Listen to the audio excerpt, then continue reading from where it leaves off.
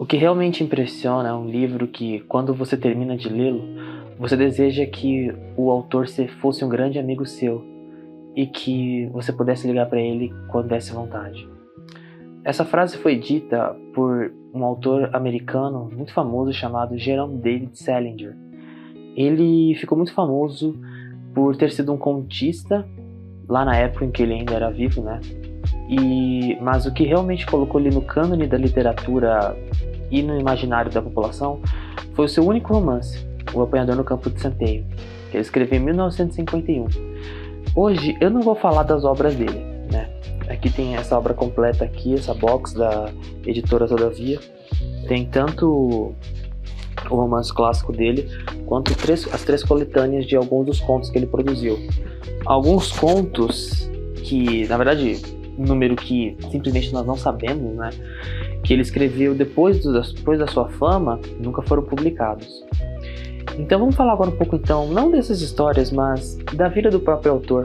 Essa aqui é a biografia, né, Salinger, escrita pelo Kenneth Slowensky, e eu acho até hoje uma das pessoas, uma das figuras da arte em geral, não só na escrita, que mais despertou curiosidade, principalmente não só pela sua obra, que é fantástica, mas também pela personalidade do próprio Salinger, que é muito difícil de você tentar entendê-la, né? O Salinger era muito fiel ao que ele falava, né? Mas vamos lá começar do começo. No dia 1 de janeiro de 1919, que é quando ele nasceu. Ele nasceu nos Estados Unidos e ele era o irmão mais novo, né? Ele e a sua irmã, que era mais velha que ele, né? A Doris. E os seus pais, né? O Solomon e a Marie/Miriam, né? Eles se conheceram, né? O Solomon era de família judaica.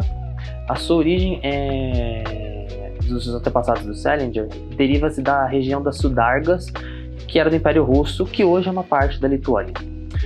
E ele conheceu a Marie, né?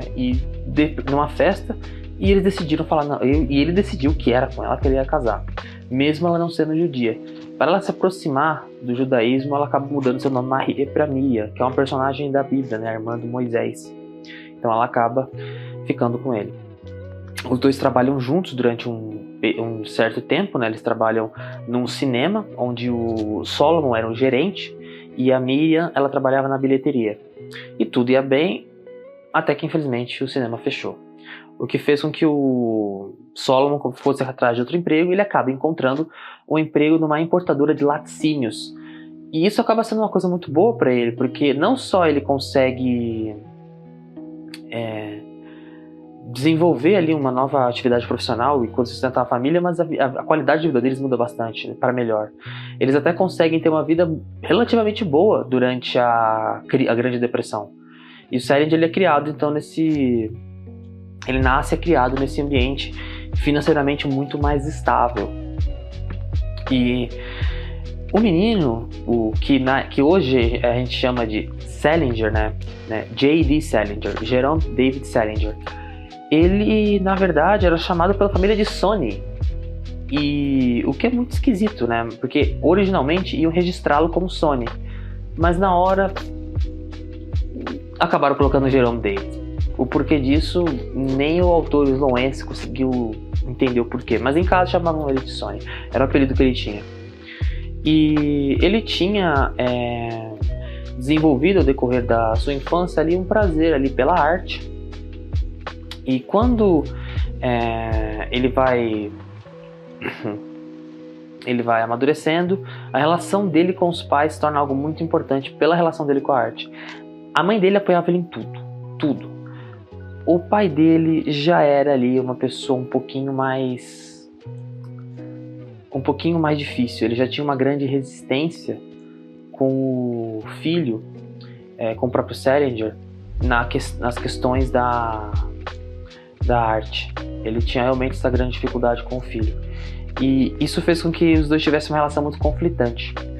E então o pai dele levava ele no acampamento para ele poder fazer atividades ao ar livre e tentar não entrar em contato com a arte, mas ele não sabia que nesse acampamento tinha teatro e o Salinger ia direto.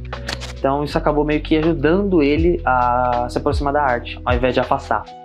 Todo o seu toda a sua expertise que ele carrega no teatro, ele vai levar ao longo da vida essa questão de amor pela arte, que já havia sido um pouco induzido nele mesmo pela infância. Então, o QI dele é calculado de 111, um QI relativamente alto, e ele frequenta a Academia McBurney, isso até 1984, quando ele é convidado a se retirar, abre aspas, expulso, fecha aspas. E então, o que ele acaba por fazer? Ele acaba então se matricular na Academia Valley Forge, né, que era uma academia militar. Lá ele ganha um pouco mais de disciplina, que ele era bem visto como, nesse teste de que ele fez, falaram de que ele era um grande potencial intelectual, mas ele não era muito esforçado. E isso assemelha-se muito, né, ao protagonista Holden Caulfield, do Apanhador no Campo de Centeio. Coisa que realmente acaba sendo herdado, né, o Holden herda isso dele. Até bate, né, uma frase que o Salinger vai falar sobre o Apanhador no Campo de Centeio, mas isso fica mais pra frente. Na Academia Valley Forge, ela é muito importante para o autor, porque lá, nessa academia, que ele vai criar o Pensey, que é a academia que é a escola que o Holden vai estudar, que era um colégio interno. E as pessoas de lá, em especial um dos seus professores, que inclusive era de língua inglesa, uma das poucas matérias que vai aparecer aqui no Apanhador no Campo de Centeio também, era muito próximo do Salinger. O Salinger e eles ficam relativamente próximos. O Salinger se forma 2 anos depois, né, em 1936. Em 1937, o pai dele, vendo que ele estava se interessando cada vez mais pela arte, ele estava não muito focado, porque ele até tenta uma faculdade, mas ele sai em pouco tempo, ele não tem interesse na faculdade. Aí nesse ano seguinte, 1937, o pai dele fala: mano, meu filho, eu acho que ele vai querer trabalhar com arte. E a gente consegue entender um pouco o medo do pai dele não querer que ele trabalhasse com arte, porque ele viu a fome de 1929. Ele falou: se meu filho não conseguir se manter... Então ele tem uma ideia. Como o filho gostava de letras, gostava de literatura, ele disfarça uma viagem, dizendo para o Salinger conhecer um pouco a vida, ir para a Europa, ver outros idiomas, outras pessoas. E ele acaba levando o filho numa viagem, né? Não indo com o filho, né? Levando o filho vai sozinho. E nesse lugar ele passa um pouco na Inglaterra, um pouco na França e um cadinho na Polônia e na Áustria. Na Polônia, ele acaba ficando com um cara que, como eu falei, ele queria que a desculpa que o pai dele estava dando era que ele não... O Salinger achou que é por causa da arte, mas o pai dele fez isso querendo que ele se interessasse mais na questão do comércio. Como ele trabalhava numa importadora, seria legal ele ver outros países e ter contato com os revendedores de lá. E ele acaba ficando na área da Polônia com um rapaz que trabalhava muito com comércio de bacon. E o Salinger então teve que passar o trabalho levando porcos para abatimento, que foi sem dúvida nenhuma uma péssima maneira de trazer o Salinger para que ele gostasse desse tipo de trabalho. E então ele acaba indo para a Áustria. Só um detalhe importante, tá? Eu inverti a ordem, de propósito. Ele vai para a Polônia depois, mas primeiro eu acho interessante falar da Áustria por último, porque ele vai depois da Áustria, ele vai para a Polônia, passa esse tempo e volta para os Estados Unidos pelas tensões que está acontecendo, né, com a ascensão do nazismo, lembrando que o Salinger é de origem judaica. Mas por que eu vou falar da Áustria agora? Porque o Salinger ele vai ficar um bom tempo na casa de judeus. E o Salinger ele sempre vai ver aquela família como algo muito nobre, que eles são muito próximos, que eles são uma família muito afetuosa. O Salinger sempre vai ver eles de uma maneira muito santa. E isso acaba instigando o Salinger muito na escrita dele. Não é a única grande influência, vão ter outras, mas essa dá para se dizer que foi a primeira. E a gente isso é visto muito, dando exemplo bem simples aqui, por exemplo, num conto do Salinger, Para Esmé com Amor e Sordidez. A Esmé, ela é uma personagem que ela tenta guiar o protagonista por um caminho de luz, mas não como a Esmé é uma menina, mas não por causa de que ela é uma criaturinha inocente, perdão. Ela mostra que ela também está ferida, ela mostra um pouco de uma questão muito de uma busca espiritual. Acho que esse termo bate muito com o que o Salinger tenta passar a sua obra. E Voltando lá para essa família austríaca, tem uma moça, né, que o Salinger vai ter o seu primeiro grande romance com ela, né. Futuramente, quando estourar a Segunda Guerra Mundial, né, quando a guerra acabar, o Salinger vai procurar essa família, de tanto que ele gostou e ficou preocupado porque ele teve que ir para os Estados Unidos e deixou eles lá. Mas isso aí é para mais tarde. Então, em 1900, quando ele retorna, né, para os Estados Unidos, em 1938, ele frequenta a Ursinus College. Na Ursinus College, ele vai ficar o tempo gigantesco de um semestre. Mas esse semestre foi muito bom, porque além de ele falar que teve uma experiência muito gratificante, ele gostou de estudar lá, ele tem um momento muito importante, porque ele decide escrever no jornal da Ursinus College. Na Ursinus College, ele acaba escrevendo no jornal a palavra phone. Ele usava muito isso e ele escrevia com grande sarcasmo. Sarcasmo, para quem não sabe, né, antes de falar de sarcasmo, o phone, essa palavra, ela era muito comum nos Estados Unidos daquela época.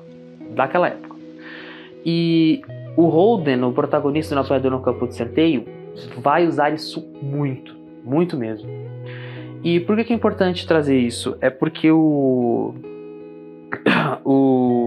Salinger já usou antes e é mais uma dos fragmentos da vida do próprio autor que vai tangir o personagem, e justamente da sua obra mais popular, né? O Salinger, ele fala muito sobre isso. Outra coisa importante falar sobre essa época foram duas coisas. Nessa Ursinus College, uma coisa que o Salinger fez bastante foi que as matérias que ele se escreveu, praticamente metade, era de idiomas. O que, como diria o mestre Uguay, do Kung Fu Panda, que às vezes a gente acaba acertando um destino através da rota que a gente usa para evitá-lo. É mais ou menos isso que ele fala. E por que eu lembrei disso? Porque o pai do Salinger, para impedir que o filho envolvesse com a arte, mandava ele para o acampamento. No acampamento tinha teatro, ele gostou da arte. Para o filho dele evitar interesse por arte, ele mandou o filho viajar à Europa, e lá ele aprende vários atos com outras línguas, outras maneiras, e ele volta interessado em letras. Você percebe que o pai dele tenta evitar, mas mais ele aproxima o filho da arte. É um pouco engraçado, até no mínimo irônico.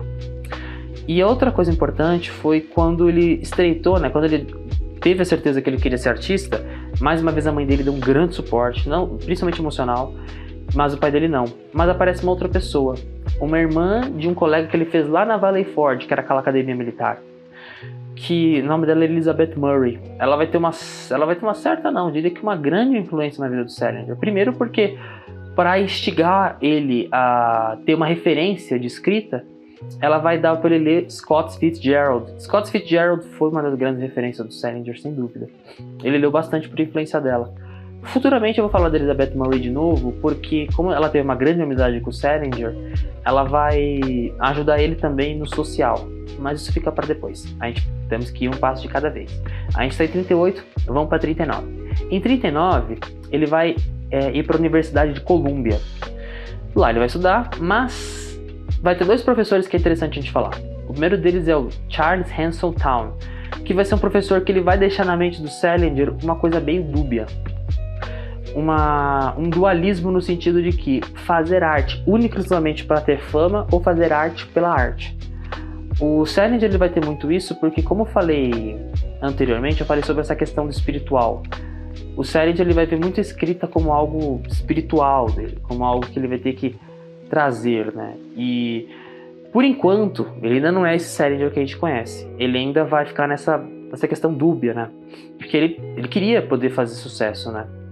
E o outro é o Whit Burnett. O Whit Burnett, ele era dono de uma editora e ele vê o grande potencial do Salinger. Só que ao mesmo tempo ele depois descreve como era dar aula para o Salinger. E tinha aulas, né, que o Salinger estava na última carteira, na última mesa, né? E estava olhando para a janela, completamente no próprio mundo, pensando, não dividindo, não tentando trazer para si ou tentar expressar dentro com ele mesmo. Essa reclusão a gente também vai ver muito no decorrer da vida do Salinger. Então o Whit Burnett tenta ali dar um empurrãozinho para o Salinger escrever um conto e mandar para uma revista para ver se elas aceitam. Então o Salinger manda para várias revistas e nenhuma aceita. Mas felizmente o Whit Burnett é dono de uma editora, a Story Press, e acaba publicando aí, para dar aquela moral ali pro Salinger. Depois de publicar o Young Folks, que foi o primeiro conto dele lá pela Story Press, do Rick Burnett, o Salinger, então, ele acaba recebendo por 8 meses só recusas, o que deixa ele bem para baixo, porque o seu primeiro conto, né, o Young Folks, é mais uma crítica à alta sociedade, sendo que a gente está vivendo uma sociedade que estava na pós-Grande Depressão. Então eles queriam ver histórias da alta sociedade, gente ganhando dinheiro e tal, e o Salinger fez críticas a isso, então as pessoas não tinham interesse em ler. E o Salinger, ele até fala uma frase nesse período que ele tá super magoado. Ele diz: estava com medo de estar fora de moda mesmo com 20 anos. E você percebe um pouco deprimido que ele fica, porque a gente tem que lembrar daquele outro professor dele, o Charles Hansel, que dizia sobre fazer sucesso ou fazer arte. Ele tava fazendo arte, mas ele não tava fazendo sucesso, né? E então, ele decide continuar publicando os contos, mesmo um pouco deprimido. Só que, em 1940... uma revista publica ali um conto dele, uma revista pequenininha publica um conto dele, e vende. Aí outra, e em 41 ele já tinha tido já uma certa popularidade. E aí Elizabeth Murray percebe que nesse momento, né, por tanto dele ter feito sucesso, estava na hora então dele conseguir conhecer a alta sociedade, o que é irônico, considerando que ele a criticava.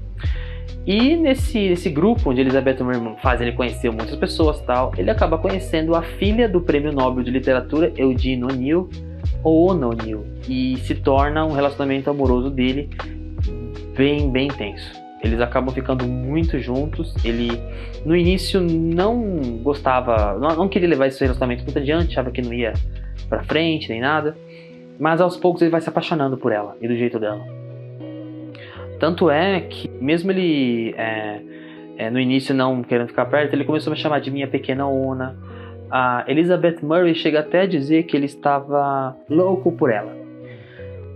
E isso mostra como realmente ele estava tendo uma queda, né? Ele realmente encontrou nela ali um grande sentimento, só que acaba aparecendo não, né? Já tinha aparecido em 1939. Mas acaba por surgir a necessidade da entrada dos Estados Unidos na Segunda Guerra Mundial. Na verdade, a necessidade dos Estados Unidos na Segunda Guerra Mundial era desde o início. Mas o motivo realmente que fez que eles entrassem na guerra havia acontecido agora, né? Pearl Harbor. E o Salinger, irritado, ele acaba levando um sentimento patriótico muito sério e ele acaba por se alistar. No seu alistamento, ele acaba então tendo um esfriamento no relacionamento dele com a Ona O'Neill. Então ele manda várias cartas e ela demora para responder. E o que acontece é que durante o treinamento ele falava para os soldados, ele tinha foto dela, como ele gostava dela, até que acaba tendo um escândalo de que a Ona O'Neill estava namorando um outro rapaz, né? Um rapaz mais de 30 anos mais velho que ela, se não me engano 36 anos, Charlie Chaplin. E acaba se tornando um grande tumulto, né, na vida do Salinger. Foi o primeiro grande escândalo dele, porque ele não estava sabendo, ela troca ele, e ele fica muito triste. No início, o Salinger, ele não demonstrava para as pessoas isso, mas claramente ele realmente estava triste. Ele até mandou uma carta para Elizabeth Murray, amiga dele, dizendo de que não, foi uma amnésia amorosa, ele já tinha esquecido, e que ele nunca tinha citado Chaplin na vida dele. Mais tarde ele vai falar que ele odiava Chaplin, ou seja, ele realmente estava assim apaixonado, ele realmente ficou bem chateado. Agora eu quero entrar numa pequena tangente com vocês, né? Muitas pessoas falam que ela foi o grande amor da vida dele. Eu não acho que é bem assim. Eu acho que a gente pode pensar que, primeiro, de todos os casos amorosos do Salinger, esse é o mais bem documentado. E não é nem pelo Salinger, mas é por causa do Chaplin, pela polêmica. Então vários jornais ficaram em cima, várias entrevistas. Isso, onde o Salinger ia, ele via essas notícias, ou aparecia alguma coisa do Chaplin, ele lembrava ele tudo. Então, realmente foi o relacionamento que mais perseguiu ele durante boa parte da vida dele. E, sem dúvida nenhuma, as pessoas então falam de que o Salinger, ela foi o único grande amor da vida dele. Não, ele acaba se apaixonando pelas mulheres. E lembrando, o Salinger, a Ona O'Neill foi a segunda e última mulher que ele se relacionou antes da Segunda Guerra. Ele ainda não vai sofrer os traumas, então a maneira dele amar ainda é mais inocente, ainda é mais pura.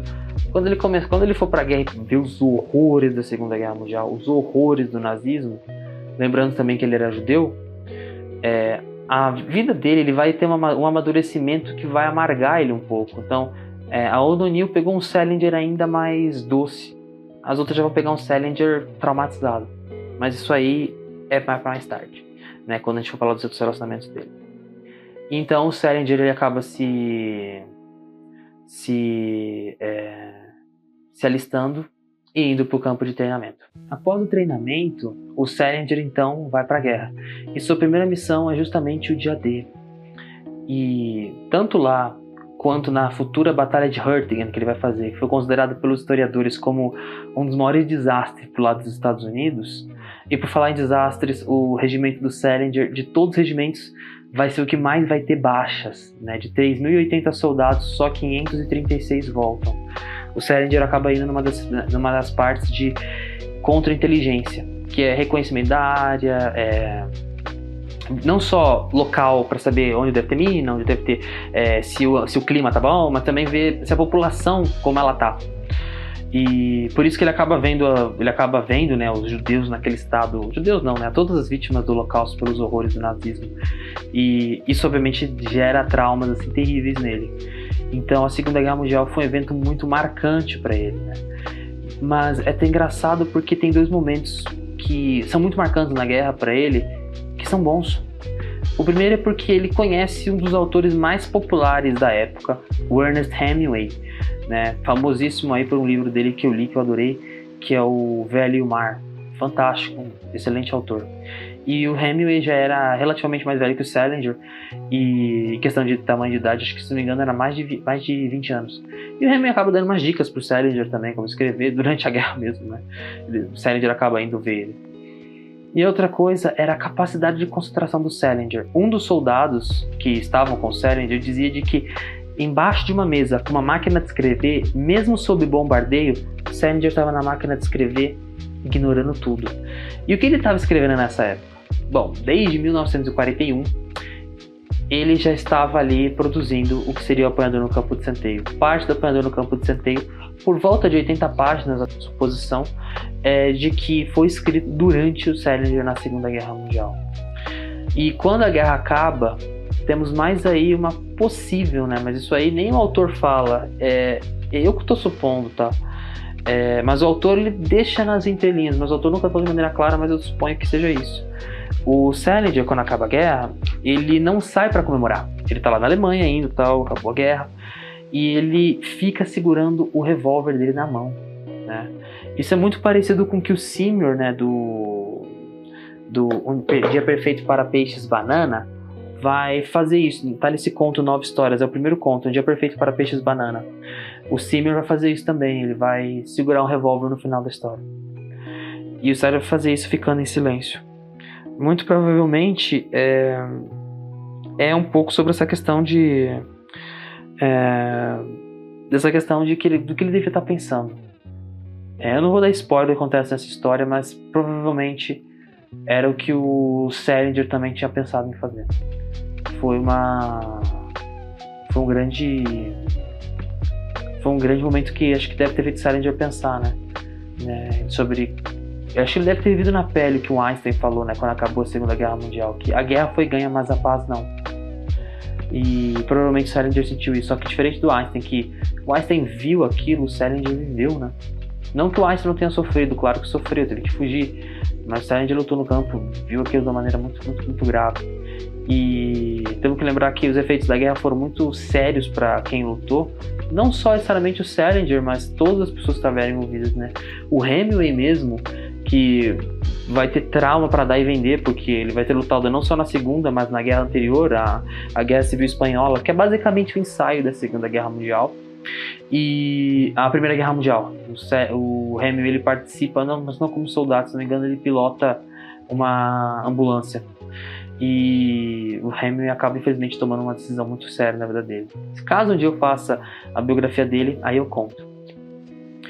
E o Salinger então ele acaba ficando mais um tempo na Alemanha quando a guerra acaba, porque ele acaba tomando uma certa decisão bem impulsiva.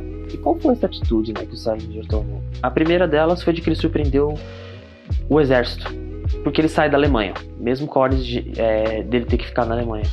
Mas ele foi porque ele queria ir para a Áustria, porque ele queria muito encontrar aquela família de judeus e principalmente aquela menina, a qual ele teve seu primeiro grande romance.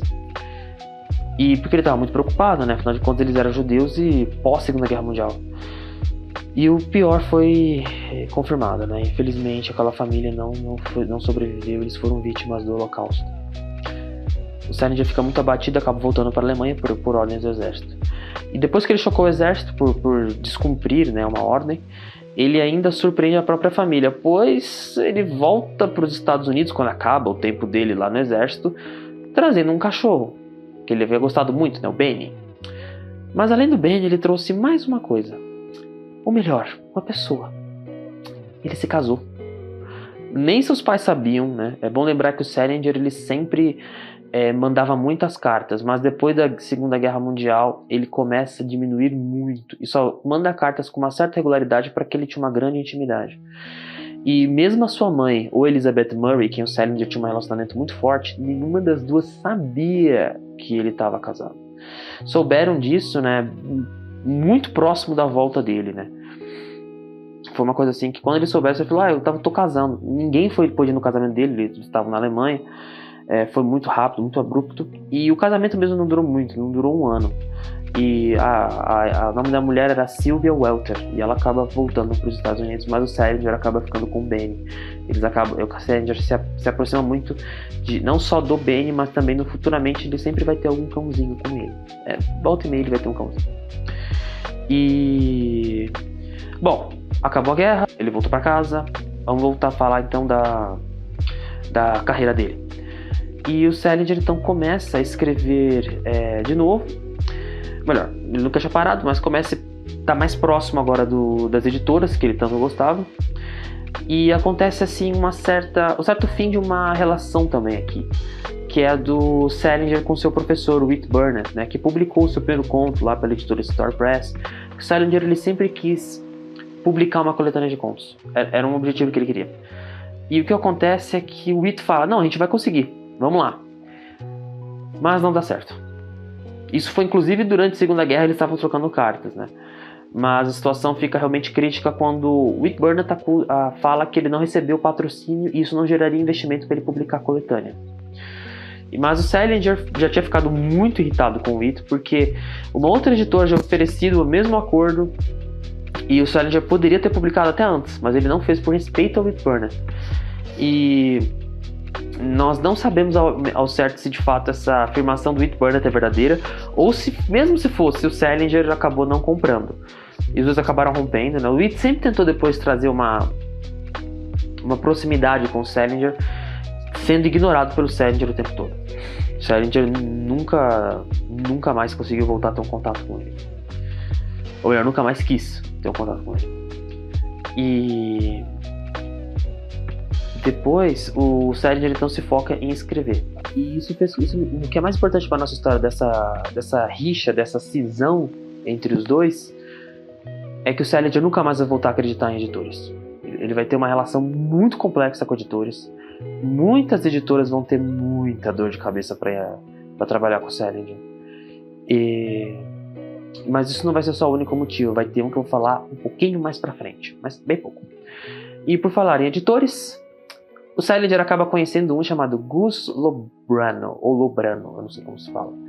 E o Gus vai ser um editor que o Salinger no futuro vai ter uma forte confiança. Na verdade, logo no primeiro trabalho ele vai ter. O primeiro trabalho que o Salinger vai publicar com ele. Que é um conto chamado A Perfect Day for Banana Fish. Esse que foi um conto que demorou um ano para ser publicado. E por que demorou um ano? O Gus leu aquilo e falou, olha, tem potencial, mas você tem que mudar algumas coisas. E o Gus e o Salinger se encontraram, conversaram, discutiram. E isso durou quase um ano. E depois de um ano, finalmente conseguiu ser publicado. Essa paciência que o Gus teve, as dicas que ele deu muito preciosas, fez que o Salinger começasse a ter uma boa confiança com ele. E a situação melhora ainda mais quando vai ter um outro conto sendo publicado por ele, que é um conto de homenagem àquela moça que o Salinger conheceu na Áustria antes de iniciar a Segunda Guerra Mundial, daquela casa de judeus que o Salinger até chegou a procurar, desobedecendo a ordem do exército só para ver se eles estavam bem. Ele decide publicar aquele conto. É importante porque o o Gus não conseguiu. O Gus, assim, ele trabalhou em algumas críticas daquilo. Mas a editora mudou o nome do título que o Salinger ficou bem irritado com isso.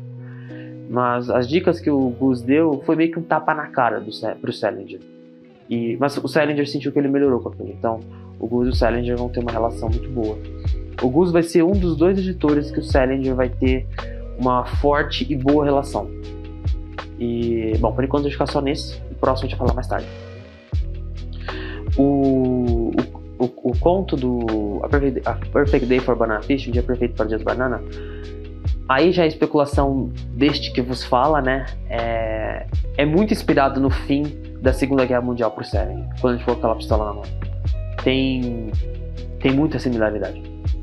E para quem queira ler o A Perfect Day for Banana Fish, ele tá aqui, ó. Peraí, aqui. Ele é o primeiro conto do livro 9 Histórias. E caso alguém queira ler o conto A Girl I Knew, que é o conto que ele faz em homenagem à moça judia, eu vou deixar o link para você poder ler esse conto na descrição. Eu não vou procurar o A Perfect Day for Banana Fish e colocar porque tem disponível no Brasil. Você pode até comprar ele digitalmente via Kindle, que sai bem barato. Mas o A Girl I Knew, ele realmente não tem aqui. E por que não tem? Bom, lembra que eu falei que o Salinger ele vai fazer o possível e o impossível para dificultar os seus contos? Parece que o A Girl I Knew foi um desses. Tem um livro do Salinger que ele não veio para o Brasil também. 3 Early Stories, que são 3 histórias antecipadas. Mas seria como se fosse antes do Salinger ficar popular, né? E eu não sei se o A Girl I Knew um desses 3 contos, mas é um livro que acabou não vindo pro Brasil. Do Brasil a gente só tem de conteúdo do Salinger, são só esses 4 livros aqui, né? Mas esse vai estar ali para vocês poderem ler, tá? Mas infelizmente está em inglês, tá? Não tem traduzido. Eu cometi um pequeno equívoco, porque esse erro fica na parte de que as críticas que o Gus fez no conto A Girl I Knew, na verdade não, vai ser nessa obra que eu vou falar agora, perdão.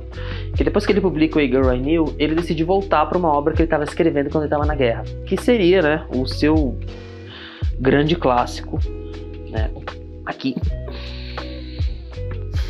O Apanhador no Campo de Centeio. Esse livro aqui que vai colocar o Salinger no topo.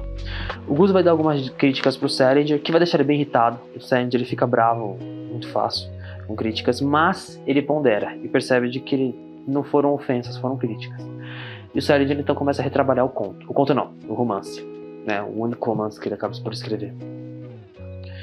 E terminado, é bom deixar claro que... Lembra que eu falei que o Salinger vai ter problema com editores? Saiba que o oposto também vai acontecer. As editoras vão ter muito problema com o Salinger. E qual seria esse problema? A maneira como o Salinger quer publicar o livro.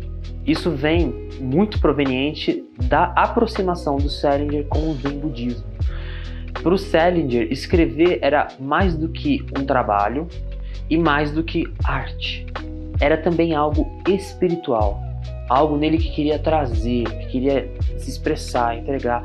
Era quase como uma oração. Eu costumo comparar essa parte da figura do Salinger, do seu trabalho e tal, como alguém, já que estamos falando de religião, como se ele fosse aquele padre, aquele pai de santo, aquele rabino, que você percebe que ele não está lá por dinheiro, ele está lá. Sim, ele precisa do dinheiro para sustentar o terreiro, a sinagoga, a igreja, mas ele faz principalmente pela causa, pela missão dele que ele sente que ele está lá, pelo chamado, por assim se dizer. E isso é muito evidente na maneira como as dores de cabeça que essas editoras vão ter. Porque, assim como eu falei, porque eu comparo ele com essas figuras religiosas?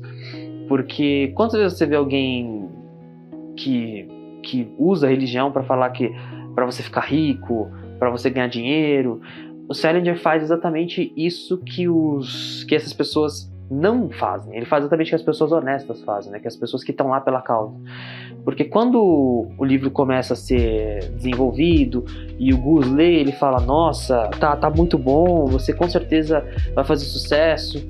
Alguns editores pegaram os manuscritos e decidiram mandar para os influencers da época, né, para outros jornais, e para ler, falar o que achou, para começar ali a propaganda.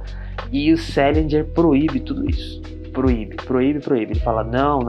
Um caso desse é que uma espécie de clube, né, o Book of the Month, o livro do mês, vai ter um manuscrito. Ele vai ler aquilo e eles vão ficar babando. Eles falam, nossa, isso aqui é fantástico. Vai ser o nosso livro do mês. Ia dar uma visibilidade enorme pro Salinger. E o Salinger, quando ouve aquilo, né, ele descobre quem foi o rapaz que fez isso. Foi um rapaz chamado Woodburn. E ele diz, ele me fez soar como se eu fosse alguém pretensioso. Como se isso só fosse, dá a entender como se fosse uma questão de que isso fosse um produto. Não fosse uma coisa que o Salinger viveu, que ele imaginou, que ele fantasiou, que ele espiritualizou, que ele orou fazendo isso aqui. E isso deixou ele muito, muito irritado. Ele ficou um bom tempo sem falar com ele, quase um ano. Uns 6 meses, provavelmente. E isso mostrou para as editoras que, primeiro, eles tinham uma máquina de fazer dinheiro. E, sem dúvida nenhuma, uma grande personalidade. Mas eles também tinham alguém que, para a questão comercial, seria um grande problema. Não era para colocar... aliás, uma coisa importante de mencionar. Quando o Salinger for publicar as suas coletâneas de contos, lembra que ele queria colecionar? Perceba que nenhuma delas aparece do escritor, do apanhador no campo de centeio. O Salinger não queria isso, porque só o fato de colocar isso para ele era algo comercial. Tanto é que o título, né, por exemplo, são 9 contos, 9 histórias. São títulos simples, não é uma coisa que você percebe que é feito para vender. Você percebe isso justamente nos títulos, né? O apanhador no campo de centeio. Eu sei que hoje é um clássico, mas por mais que o título seja um título diferente, você percebe que o foco dele é realmente ver a história. Ele, em momento nenhum, está querendo fazer um título para vender, para ser chamativo, né? Se você pegar títulos que têm assim, um grande apelo comercial, e lembrando, o Salinger ele não está fazendo isso com o intuito de moralizar, em dizer que ele é melhor e os outros piores. Nem eu que estou falando que quero fazer isso. Eu só vou dizer alguns títulos de livros que você percebe que eles dão aquele cheirinho de marketing que você fala, nossa, dá vontade de ler. Né? Vou pegar séries famosas, Harry Potter e a Pedra Filosofal, A Câmara Secreta, Percy Jackson, Ladrão de Raios. Você percebe de que esses títulos realmente eles dão uma instigada de você querer comprar. Agora, 9 histórias, Franny Zooey, Erguei bem alto a viga, carpinteiros. Não dá assim uma grande vontade de ler, não porque são títulos feios, mas são títulos que eles se preocupam apenas em se autodescrever e não em interessar o público. E isso é uma característica muito forte que as editoras vão ter com o Salinger, né? E como ele vai juntar uma legião de fãs, as editoras vão deixar o Salinger fazer do jeito dele. Apesar de que algumas vão tentar ainda fazer alguma coisa aqui e ali. E o Salinger sempre vai ficar irritadíssimo com elas. Vai ser uma relação bem, bem tortuosa ao longo dessas publicações. E falando em publicações, uma das pessoas que não só começa a ver essa certa notoriedade, talvez pelo Book of the Month, ou porque viu alguma resenha, provavelmente, foi o Whit Burnett, que foi aquele cara que o Salinger rompeu porque não pôde publicar a coletânea de contos. E o Whit fica não só com inveja, mas muito, muito frustrado. O Whit descobriu o Salinger, o Whit lançou o Salinger no mundo, e agora que o Salinger finalmente lança aquele que o Whit percebeu e falou, putz, esse era o clássico que eu ia publicar. O Whit Burnett não ganhou um centavo por isso. E o livro acaba por ser publicado e simplesmente se torna um clássico. E esse título não é que ele se tornou, ele é um clássico até hoje. O livro vendeu pra caramba, teimava em não sair da lista dos mais vendidos da New York Times. O livro simplesmente esmagou, vende bem até hoje. E pra mim, assim, um dos maiores clássicos de ele na minha vida. É um livro fantástico. Eu tenho medo de quando um dia, né, eu for falar sobre o Apanhador no Campo de Centeio, eu tenho medo de eu não chegar a 1/3 do que ele merece. Eu acho esse livro incrível. Eu acho esse livro maravilhoso. Eu tenho dificuldade de poder dizer o que eu penso totalmente do livro. É realmente, indiscutivelmente fantástico. Depois desse sucesso enorme do livro, o Salinger então acaba tendo uma grande mudança financeira na sua vida, e o reconhecimento dele, que já estava ficando alto com A Perfect Day for Banana Fish, explode. Ele se torna um grande sucesso, um grande nome, todo mundo queria conhecer, entrevistar ele. E a filosofia dele, o jeito recluso que ele pega dos pais, não combina.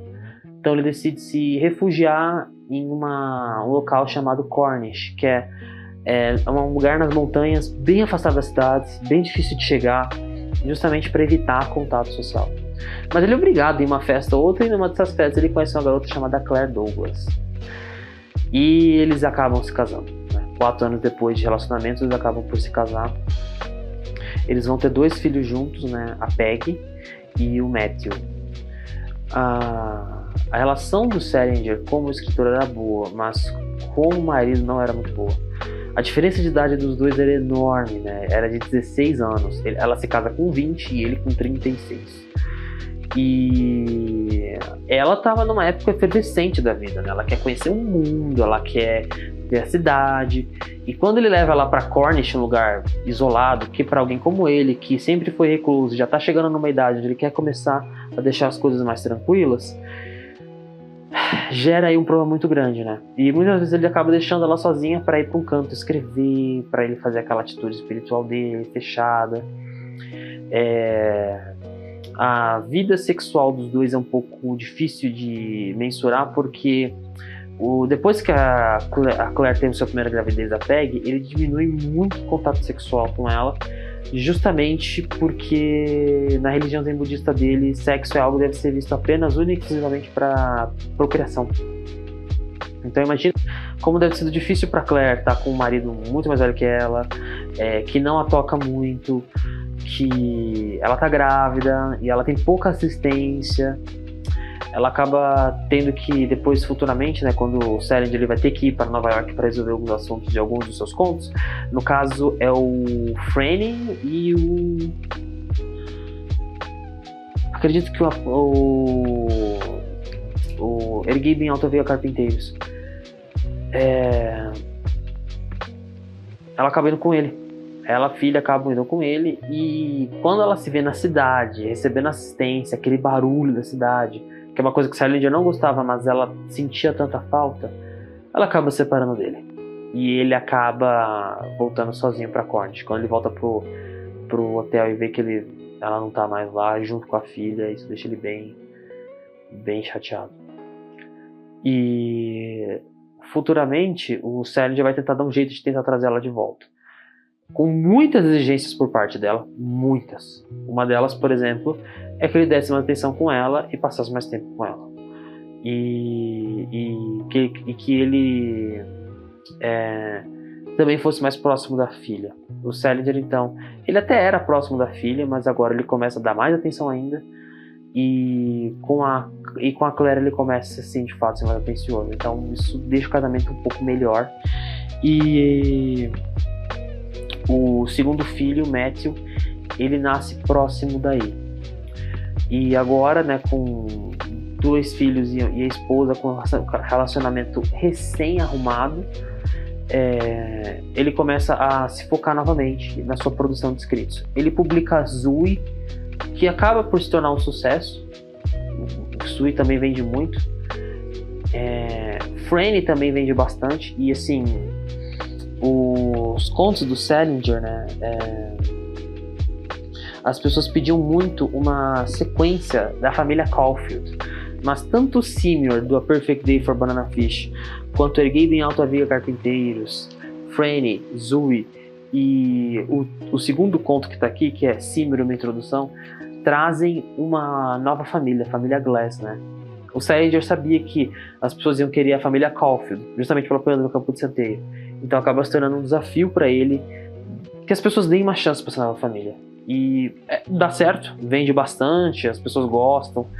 E então o Salinger ele consegue não só agora continuar ganhando muito dinheiro, se popularizar, entrar para a história com esses contos, como também ele conseguiu mostrar que ele não era só esse livro, mas que ele realmente não estava interessado em produzir mais romances, né? Tudo isso aqui são contos, né? O único romance mesmo foi a Lenda do Campo de Centeio. Estamos agora no ano de 1973.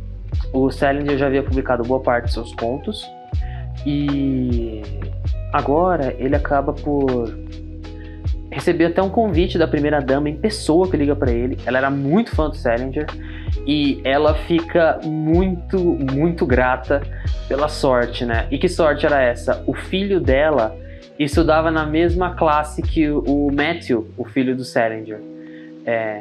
Ou será que era Peg? Acredito que era o Matthew.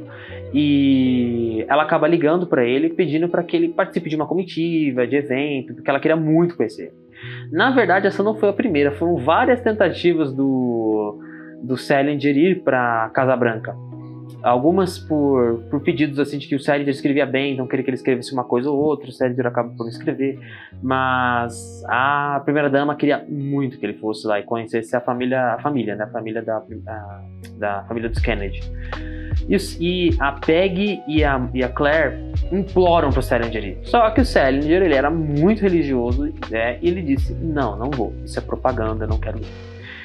Ele não vai.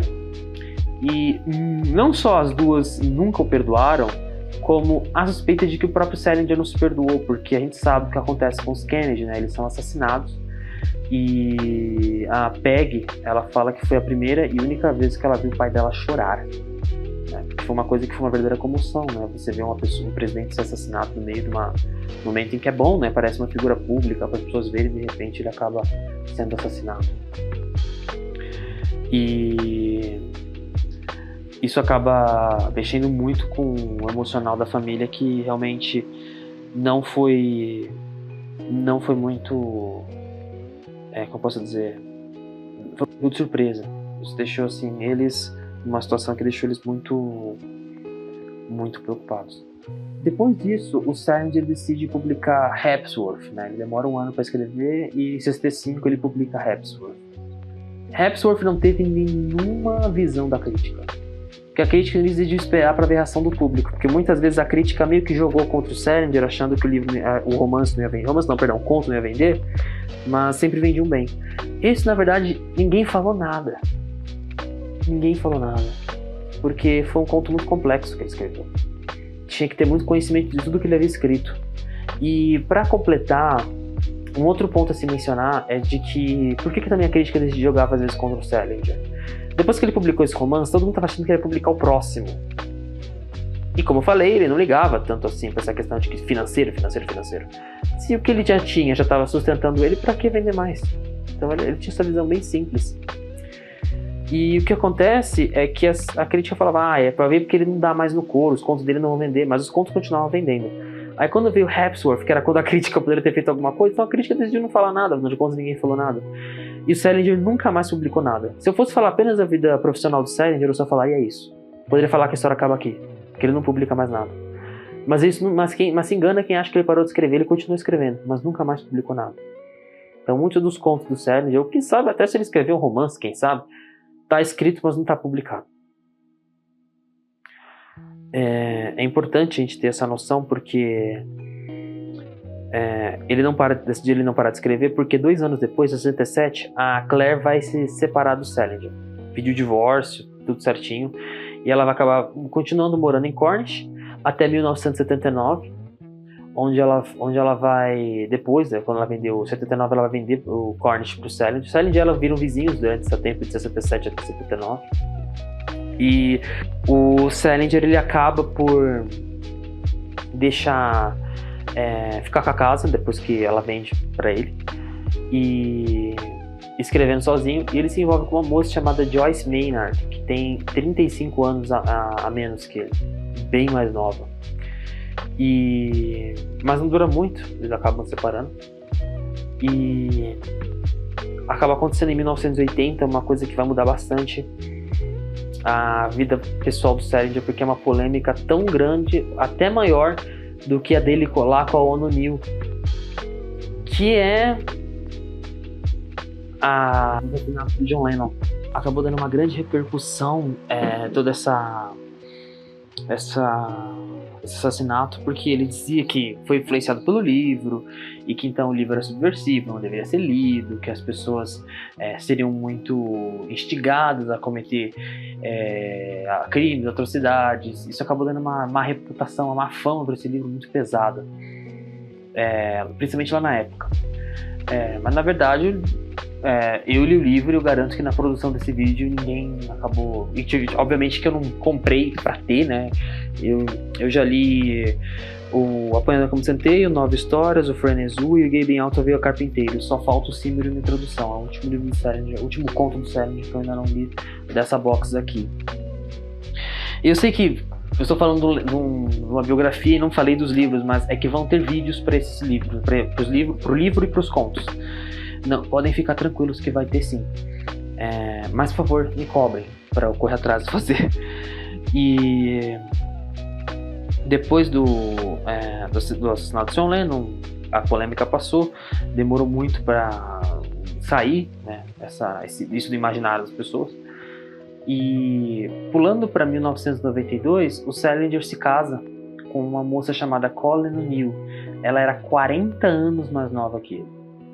E ela vai ficar com o Salinger até o fim da vida dele. Ela e o Salinger ficam juntos. O casamento parece que vai relativamente bem. E quando chega o ano 2000, o Salinger acha que finalmente ele vai ter um pouco de paz, né? Mas não é bem o que acontece, porque nos anos 2000, bem próximo de sua morte, ele vai morrer em 2010. Em 2009 vai ser anunciado a sequência do Apanhando no Campo de Centeio. Na verdade, a sequência não foi escrita pelo Salinger, vai ser escrita por uma outra pessoa, qual eu não vou falar o nome. O nome dela tá até no livro, mas eu não vou falar porque tanto a sequência quanto o autor não devem ser lembrados, porque o Salinger não gostou do que fizeram. Se o próprio Salinger foi contra ele, no final da vida dele, ele vai para os processos para impedir que esse livro seja publicado. E de certa forma ele ganha, mas de certa forma ele perde. Eu vou explicar isso para vocês. O Sherlock Holmes, se não me engano, fala que a nossa cabeça é como se fosse um sótão, né, a parte de cima, e que aqui deve ser guardado só o que é importante. O nome dessa pessoa não é importante.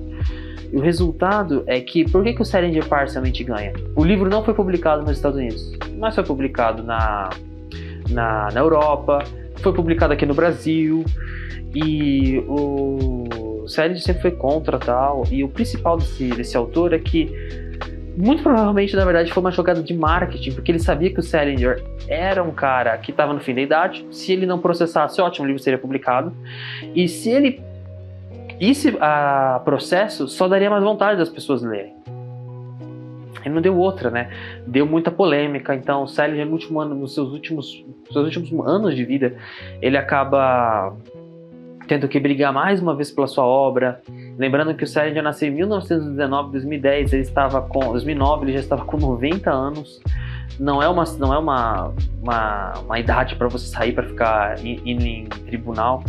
Sem dúvida nenhuma, isso acabou sendo assim, eu considero até não só um desrespeito à obra do autor, que já é algo muito ruim, mas a própria saúde do autor, né? Você querer processar uma pessoa, você querer fazer polêmica, escândalo com uma pessoa de 90 anos, tipo, sei lá, eu acho que não foi algo muito justo por parte dessa pessoa. Então, eu nunca li o livro e não recomendo ninguém a ler, por respeito especialmente ao autor original. E após isso tudo, né, chegou em 2010, o Salinger falece. O seu falecimento ele foi uma coisa que, apesar de ser de certa forma esperado pela sua idade já bem senil, foi uma coisa que chocou mesmo assim, né? Porque Salinger ele foi uma figura muito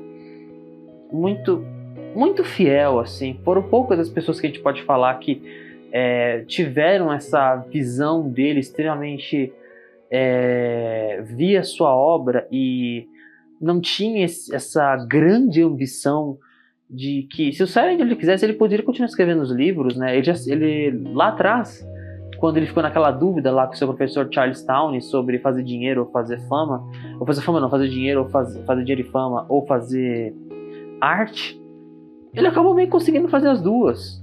Ele sabia como fazer algo que poderia vender, mesmo assim ele não fez. Ele preferiu se manter aquilo no que ele acreditava.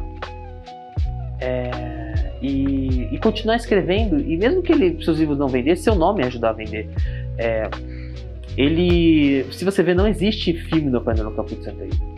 Quando o Salinger estava numa situação financeira complicada, ainda em vida, obviamente, ele chegou a ter que publicar um filme de uma obra dele, se não me engano foi o Gargalhada, um dos contos dele. E ele não gostou do filme, ele percebeu que o diretor não entendeu o conto dele, foi uma coisa assim que ele ficou bem, bem chateado. Então depois disso ele nunca mais quis que ninguém mexesse nas obras dele. E ele recebe cartas do diretor dizendo: não, olha, eu gostaria mesmo do Apanhador no Campo de Centeio, eu adoraria colocar o Holden Caulfield nas telas. Salinger nunca deixou, porque livro é livro, cinema é cinema. Eu posso dizer que Bill Watterson, né, o pai do Calvin Haroldo, ele também era um pouco assim, né? Poucas pessoas a gente pode lembrar que tiveram esse pé firme, tipo, eu fiz o meu sucesso, mas eu posso parar por aqui, eu não preciso de mais. Não se deixou levar por essa missão. É muito curioso. É por isso que quando ele faleceu, seus livros esgotaram na Amazon americana. Vendeu tudo. E mesmo depois do seu falecimento, mesmo depois de ter publicado um livro que já está chegando nos seus 100 anos, né? 2051 não está tão longe, está mais próximo do Apanhador no Campo de Centeio de chegar a 100 anos do que chegar ao dia do seu lançamento. Até hoje tem referências aí, tanto obras um pouco clássicas quanto obras atuais. Na trilogia de quadrinhos Scott Pilgrim, o Brian Lee faz pelo menos uma referência para no Campo de Centeio, e eu chuto que tem 3, tá? A primeira é que a Lisa Miller aparece lendo o livro, tá? Não é nem ela só fazendo uma referência, tá lá a capa do livro, ela está... você já leu esse livro? Ela tá com ele aberto assim, tá aqui, Apanhador no Campo de Centeio. Há outras possíveis referências que eu percebo, é o chapéu que o Scott usa às vezes. Tanto no filme quanto no quadrinho. Quando ele tá tímido, ele já coloca o chapéu quando fala do cabelo dele. E o Holden fazia isso quando ele ficava tímido ou com medo. Outra coisa é o fato do Holden gostar de andar na neve. O Scott, do Scott Pilgrim, gostar de andar na neve, né? No encontro dele com a Ramona, no filme mesmo ele fala: gosta de andar, né? E ele tá andando no inverno. E é o que o Holden faz no livro da Apanhador no Campo de Centeio. Em South Park, as crianças... aparece o livro da Apanhador no Campo de Centeio e as crianças querem ler esse livro. A banda Green Day faz... tem até... esse eu vou ter que ler, perdão. Criou uma música, Who Wrote Holden Caulfield? Quem escreveu Holden Caulfield, né? E nos videogames também tem. No jogo Life is Strange, o nome da protagonista é Maxine Caulfield. Pode ser só uma coincidência, né? Mas não é. Porque tem um chapéu laranja, que é o chapéu de caçador que o Holden usa, e que quando você clica para interagir com aquele chapéu, ela fala: Only a phony use things like that. Só um phony. Phony, mais uma vez, aquela palavra que o Holden usa tanto, né? O fajuto. Que o Salinger escreveu lá no jornal não foi em Valley Forge. Foi na primeira faculdade dele, na Ursinus College.